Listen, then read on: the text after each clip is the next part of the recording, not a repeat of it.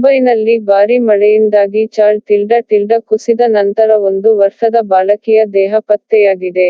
ರಾಮ್ ದೇವಾಲಯ ಸಮಾರಂಭಕ್ಕೆ ಮೊಹಮ್ಮದ್ ಸರೇಫ್ ಅವರನ್ನು ಆಹ್ವಾನಿಸಿದ 25ಕ್ಕೆ ಹಕ್ಕು ಪಡೆಯದ ಶವಗಳನ್ನು ದಹನ ಮಾಡಲು ಹೆಸರುವಾಸಿಯಾಗಿದೆ.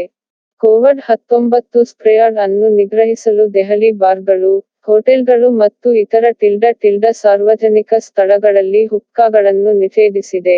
ಕರ್ನಾಟಕದ ಮಾಜಿ ಸಿಎಂ ಸಿದ್ದರಾಮಯ್ಯ ಪರೀಕ್ಷೆಗಳು ಕೋವಿಡ್-19 ಗೆ ಧನಾತ್ಮಕ.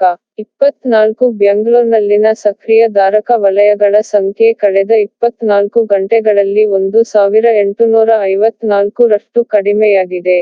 ಮುಂಬೈನಲ್ಲಿ ಮಳೆಯಿಂದಾಗಿ ಮನೆ ಕುಸಿದ ನಂತರ ಜನರು ಬರಿದಾಗಿದ್ದಾರೆ, 3 ಜನರು ಕಾಣೆಯಾಗಿದ್ದಾರೆ. ಬೈರುತ್ನಲ್ಲಿ 2750 ಟನ್ ಅಮೋನಿಯಂ ನೈಟ್ರೇಟ್ ಸ್ಫೋಟಗೊಂಡ ನಂತರ 73 ಮಂದಿ ಸತ್ತರು. ಅಪ್ರಾಕ್ಸಿಮೇಟ್ಲಿ 3700 ಮಂದಿ ಗಾಯಗೊಂಡಿದ್ದಾರೆ.